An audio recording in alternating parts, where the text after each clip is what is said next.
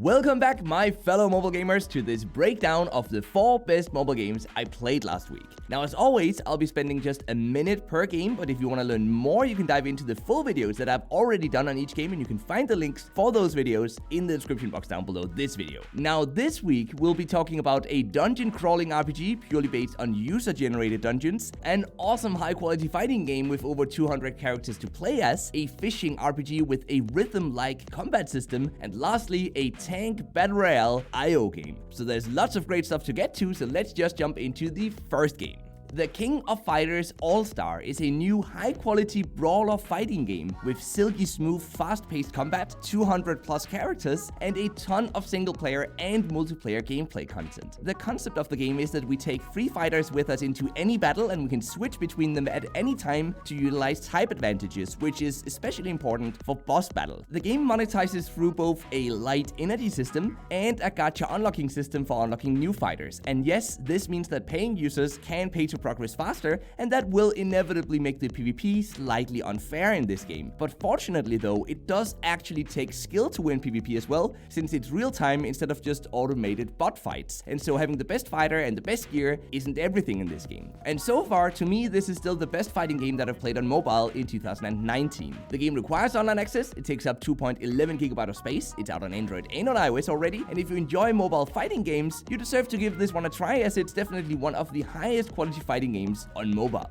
Now, today's next game is something for all of you guys who like RPG games, you like rhythm games, and you like to catch a fish here and there, because FishIsland Fishing Paradise is an RPG fishing game mixed with a rhythm-like combat system where we have to tap the screen at just the right time to defeat the fish that we're trying to catch. And the graphics look great, the gameplay is fun, and there's plenty of both PvE and PvP content to dive into, no pun intended, by the way.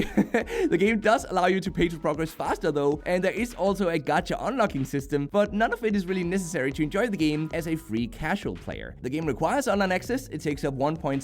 GB of space, it's available already both on Android and on iOS, and while I initially thought that I really wouldn't enjoy FishIsland, the rhythm-based combat actually positively surprised me, and so as long as you don't start spending money on the game, I think this is a fun casual fighting RPG that a lot of you guys will actually enjoy playing. Next up, we've got PvPets, which is a tank battle royale game that plays like a mix between Battlelands Royale and an IO game, which means that we slowly grow stronger and more powerful the more power-ups we pick up throughout each match. And this core gameplay is fun and it's simple, with each tank having a normal attack and a special attack, for which we pick up bullets that are scattered throughout the ever-shrinking world map in this game. Now, the monetization sadly means that certain tanks can only be acquired through premium currency, which makes the game very pay-to-win in the late game. Sadly, the game requires online access, it takes up 238 MB of space, it's out on Android and on iOS, and it's the first Battle Royale IO game I've played on mobile this year, and so it deserves a mention. And if you like these types of games, it's not the worst that has been made, but at the same time though, I have seen better monetization systems, so because of that, I can't give this game more than a consider it from my end, and that's really only if you really enjoy the core gameplay loop.